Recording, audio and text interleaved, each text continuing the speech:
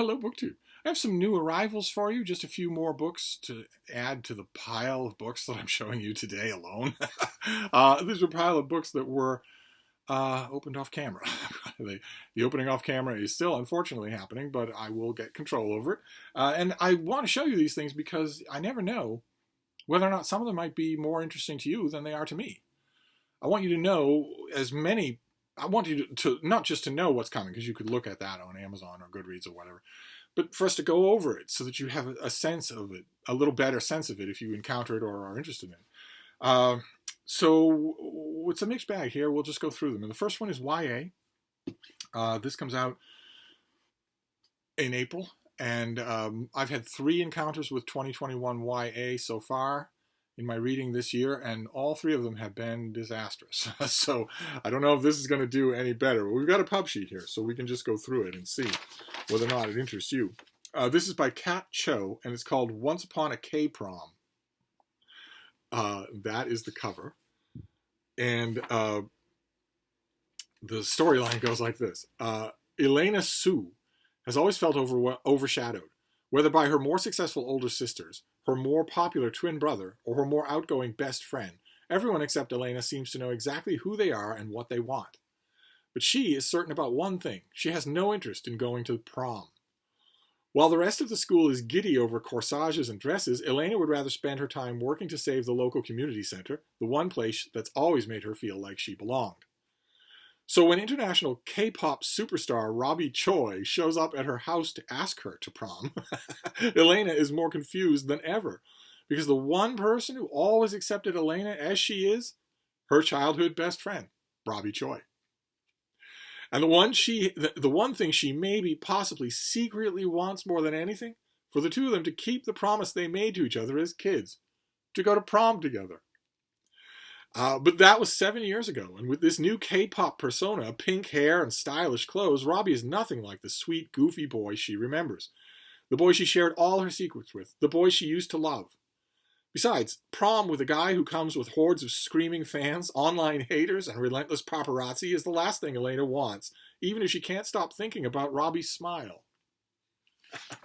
And this author, the internationally best-selling YA author who loves to incorporate her Korean heritage into her writing, especially if it involves describing food. She loves anything that encourages nerding out, including reading K-dramas, K-pop, and anime. And she's the author of 2 other books, Vicious Spirits, which I have not read, and Wicked Fox, which I think I did. I think I read it and kind of liked it. Mainly if I remember correctly, for the incorporation of Korean mythology. And she lives and works in New York City. So this is coming out at the end of March. January, February, March, April, May. Sorry, the end of May.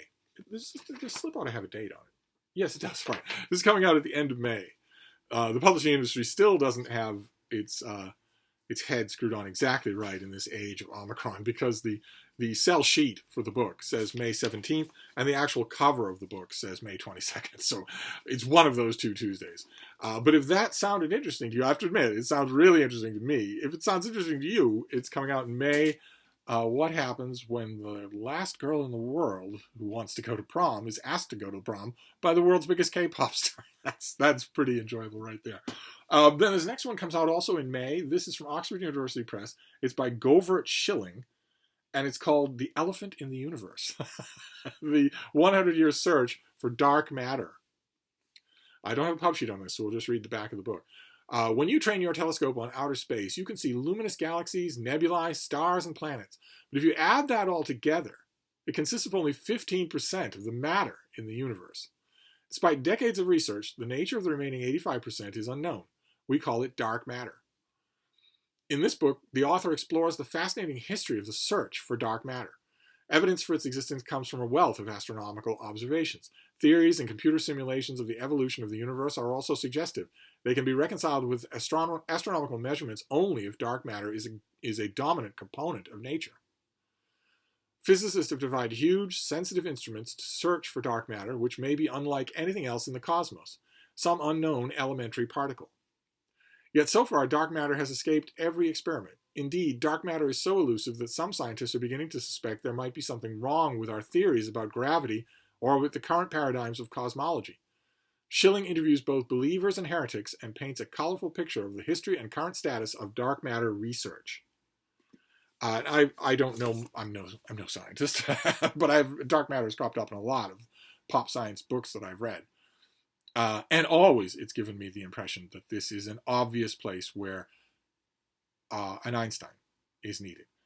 It's an obvious case where we are going to go along with all of our present theories, all of our present ideas, and a whole bunch of uncorrelated data. And then a Marie Curie is going to come along and say, out of nowhere, I think it's this. And the whole scientific community is going to say, no matter what it is, it's not that. I mean, it will eventually be proven to be that. And I feel certain that is going to happen. Dark matter is a mess. As a concept, as a research, it's a mess. It's waiting for that one Thomas Kuhn style syncretizing genius that will come along and break through the static ways of thinking with a new way of thinking. It's waiting for its Darwin, and I'm eager to see. I hope it happens in my lifetime. This next one, and I went on a journey. I'm happy to show it to you. I know that some of you will be interested in it. What do we have for the date here? April. This is late April.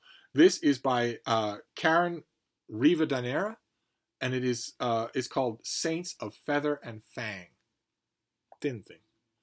And the subtitle is How the Animals We Love and Fear Connect Us to God. And the pub sheet, this is from Broadleaf Books, which we've seen before. They've done a couple of books that I've hauled on this channel at least.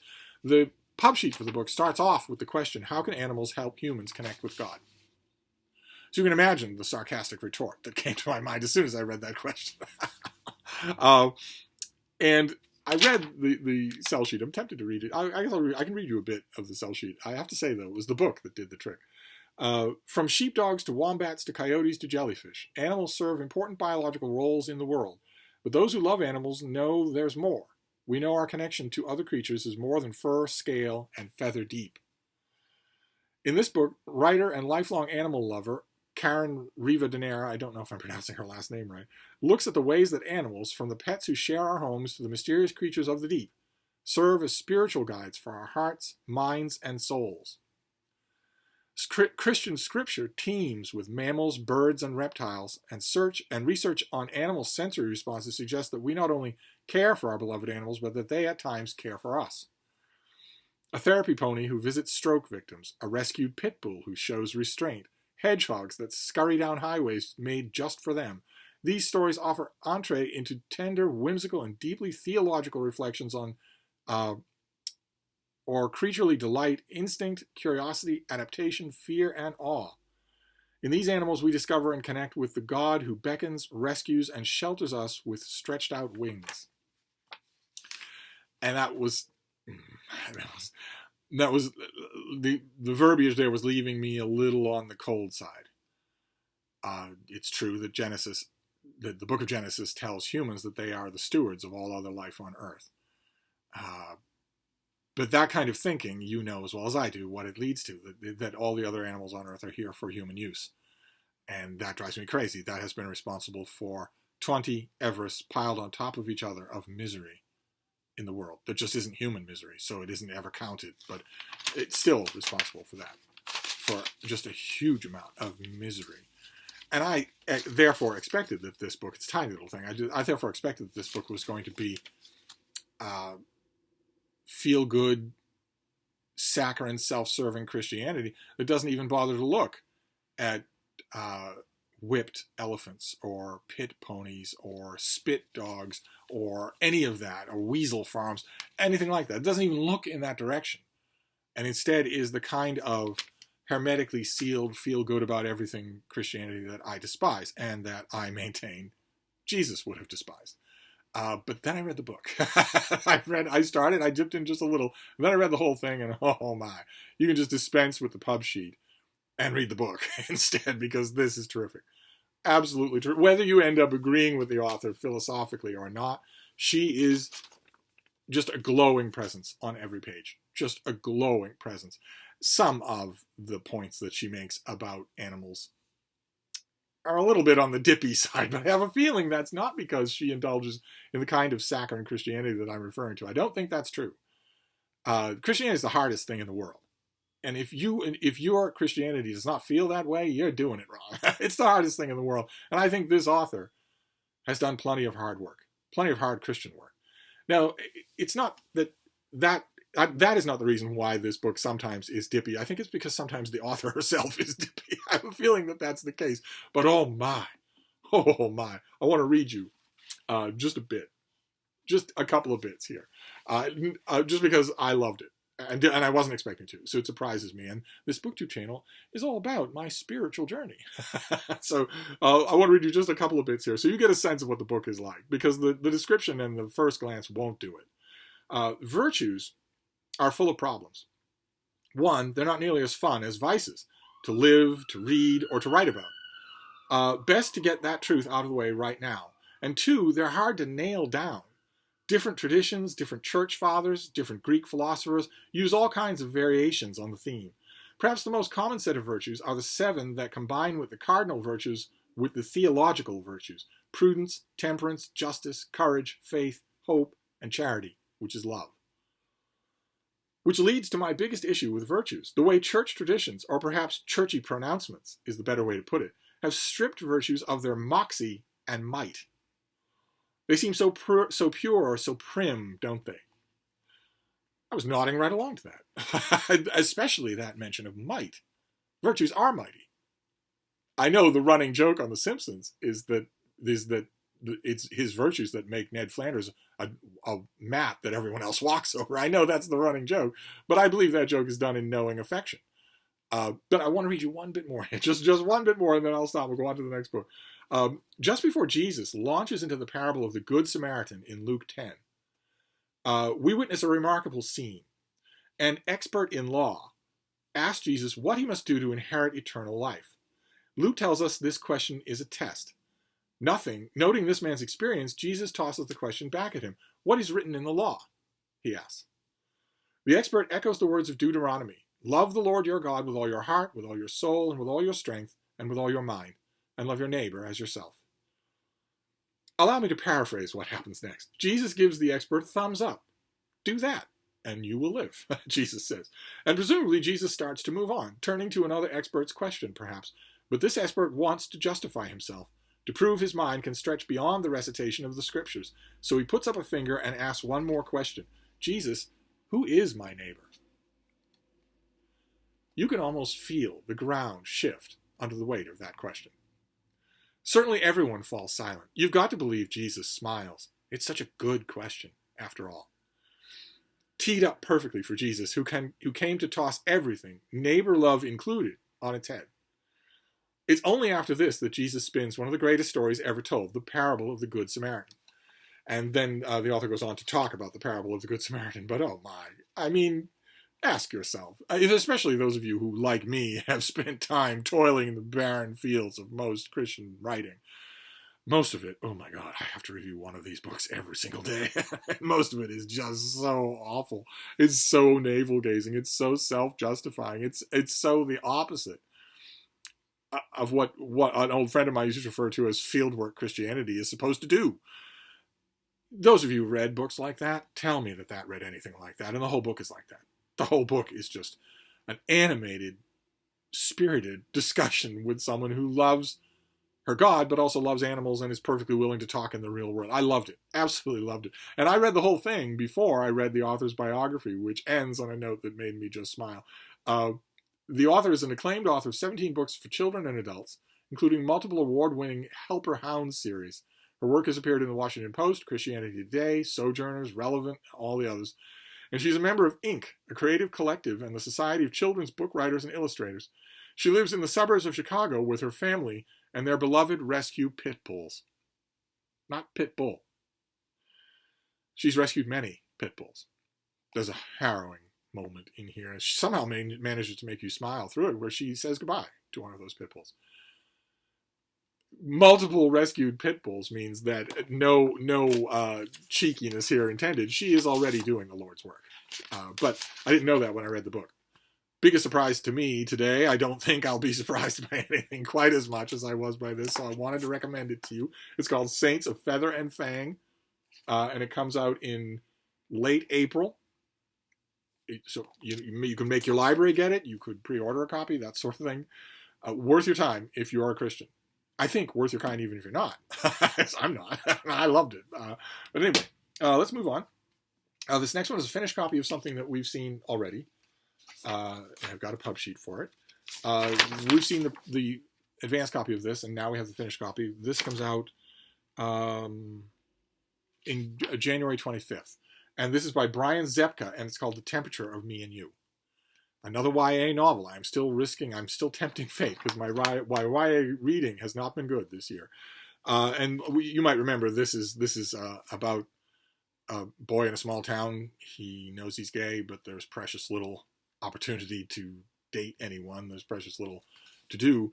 And then a new boy comes to town, and the new boy is hot. Literally. Dylan has always wanted a boyfriend, but the suburbs surrounding Philadelphia do not have a lot in the way of options. Then in walks Jordan, a completely normal and undeniably cute boy who also happens to run at a cool 110 degrees Fahrenheit. When the boys start spending time together, Dylan begins feeling all kinds of ways, and when he spikes a fever for 2 weeks and suddenly is coughing flames, he thinks he might be suffering something more than just a crush. Jordan forces Dylan to keep his symptoms a secret, but as the pressure mounts and Dylan becomes distant with his close friends and family, he pushes Jordan for answers. Jordan's revelations of why he's like this, where he came from, and who's after him leaves Dylan realizing how much first love is truly out of this world. Still haven't gotten to this. I've read a bit of it. Read a bit of the advanced copy and very much liked what I read.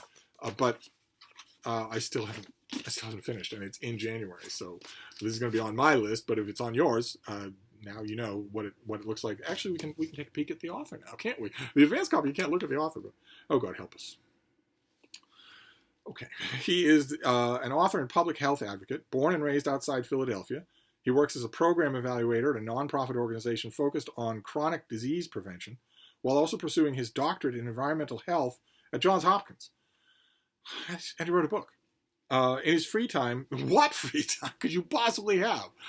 In his free time, Brian competes for the attention of his nephews and wins more times than not. And the key thing about him is he is 17. All right, color me impressed. Then we'll move on here to another finished copy that is going to strike a note with a lot of you more than it does with me. That's okay. That's part of why I do these. This is out on January 11th. So that's last Tuesday, right? That was the Tuesday of this week. So this is out now. And it is called Creating Cubert and Other Classic Video Arcade Games by Warren Davis. And some of you are already knowing what that means. I have no idea what that means. This book takes readers inside the video arcade game industry during the classic decades of the 80s and 90s. Did some of you go to video arcades in the 80s and 90s? In this memoir, Warren Davis, the creator of the groundbreaking Cubert, unveils his central role as part of the creative teams who developed some of the most popular video games of all time, including Joust 2, Mortal Kombat, NBA Jam, and Revolution X. Is one of those two animals on the cover a Cubert? Is that what this is? I'll find out. When I read the book, I'll find out. In a witty and entertaining narrative, the author shares insightful stories that offer a behind-the-scenes look at what it was like to work as a designer and programmer at the most influential and dominant video game arcade manufacturers of the era. Okay, so those of you who loved those things, those of you who were kids in the 80s and 90s and loved arcade video games, there is now a book by one of the guys that helped to make them that is out now in your bookstore, so you know. And then we'll finish up with this last one. It is a paperback. It's got a lot of junk in it for a paperback.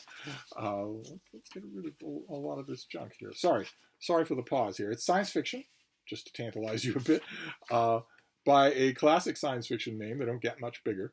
What have we got for a date here? This comes out in early March, and this is Sam Gunn Jr. by Ben Bova. I believe it's just going to look like this. I don't think it's going to be a hardcover. Oh, no, it is going to be a hardcover. It's going to be a $30 hardcover. And let's see here. Blackstone Publishing is proud to announce the forthcoming re-release of this book by award-winning author Ben Bova. This novel is the last completed book written by Ben Bova before he passed. Before he died, in other words. Not before he passed. He didn't go by the window. He died. He's intergalactic explorer, venture capitalist, and Casanova Sam Gunn may be gone, but his legacy lives on in his son, Sam Gunn Jr. In his first ever adventure, Sam Gunn Jr. sets off to fulfill his father's left-behind mission of interplanetary enterprising.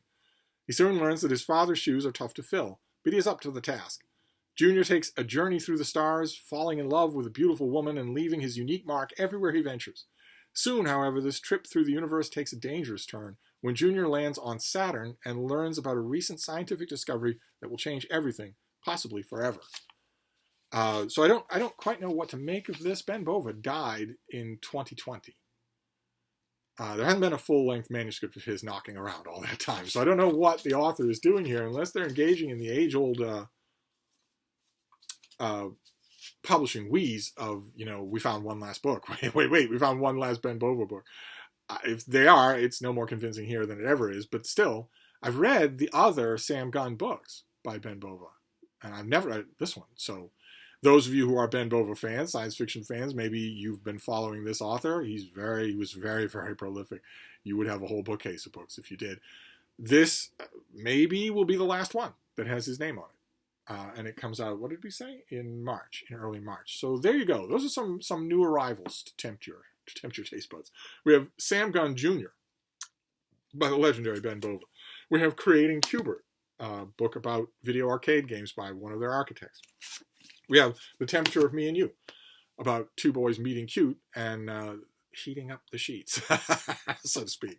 We have Saints of Feather and Fang, a book about the Christian spiritual dimensions of loving and caring for other animals, for non-human animals. Then we have The Elephant in the Universe, about the search for dark matter, which is very much an ongoing search. And finally, Once Upon a K-Prom. in which a young woman is certainly not interested in going to the prom, except for maybe with her childhood friend, because they once upon a time made a pinky promise that when prom came they would go together. And in the meantime, he's become a worldwide K-pop star, but he still wants to honor their deal. So all those are coming out soon, or out now, or out already. So just more books to put on your radar. That's all that I'm doing, is flooding you with books today. But I will wrap this up for now. But I'll be back. Thank you, BookTube.